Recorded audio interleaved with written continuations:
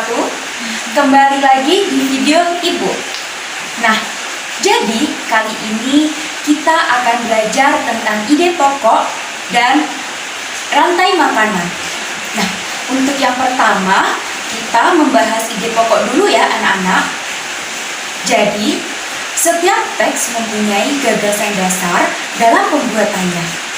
Gagasan dasar yang terkandung dalam sebuah teks disebut juga sebagai ide pokok. Ide pokok biasanya terdapat pada setiap paragraf dalam teks yang sudah disajikan. Ide pokok yang berisi gagasan dasar mengenai suatu hal atau kejadian yang ingin disampaikan pembuat teks. Ide pokok tersebut disajikan dasar dalam pembuatan teks, termasuk pada teks non-fiksi.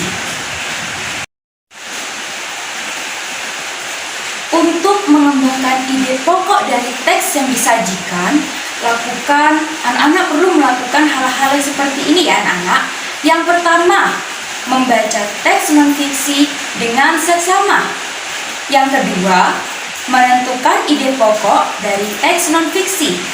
Yang ketiga, membuat kalimat baru yang berisi ide pokok tersebut menggunakan bahasa sendiri.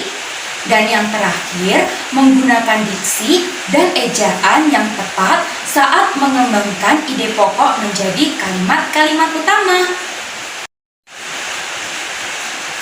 Nah, anak-anak perlu ingat ya, untuk mengembangkan ide pokok menjadi kalimat utama, kalimat bisa membuat sebuah kalimat baru yang berisi ide pokok. Pastikan kalimat kalian berbeda dengan kalimat ada teks non-fiksi yang asli.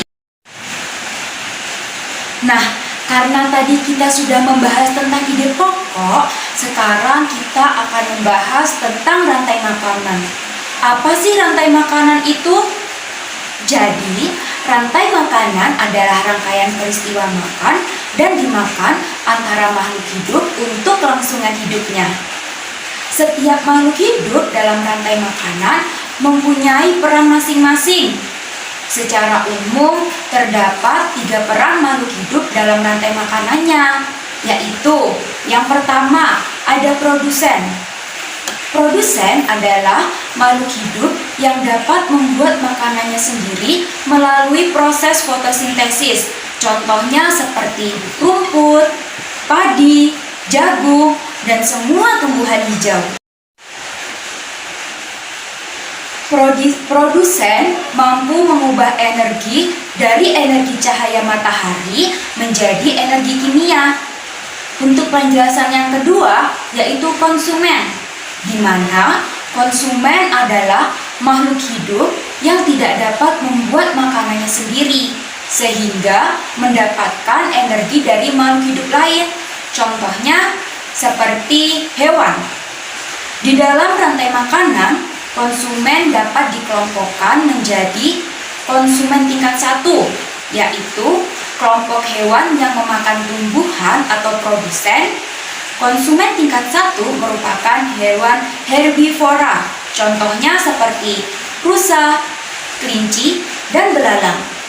Untuk konsumen tingkat 2, yaitu kelompok hewan yang memakan hewan lain, atau konsumen 1. Konsumen 2 merupakan kelompok hewan karnivora atau omnivor. Contohnya seperti katak, ular, tikus, dan juga ayam. Selanjutnya ada konsumen puncak, di mana kelompok hewan karnivora yang tidak ada pemangsanya. Contohnya seperti singa, elang, dan juga harimau.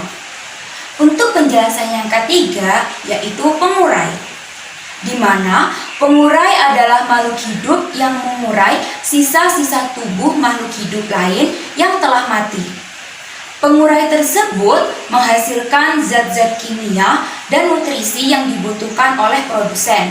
Contohnya seperti cacing tanah, jamur, bakteri. Nah, itu untuk lebih memahami tentang rantai makanan, anak-anak bisa melihat pada gambar di samping ya.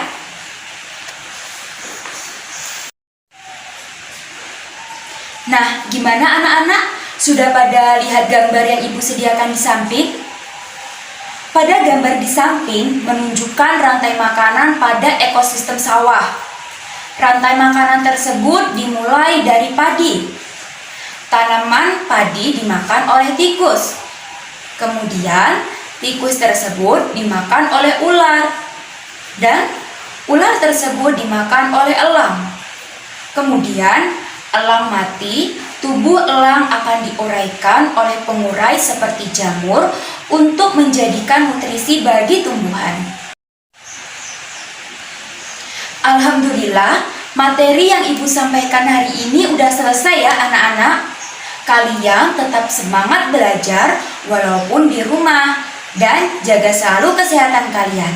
Wassalamualaikum warahmatullahi wabarakatuh.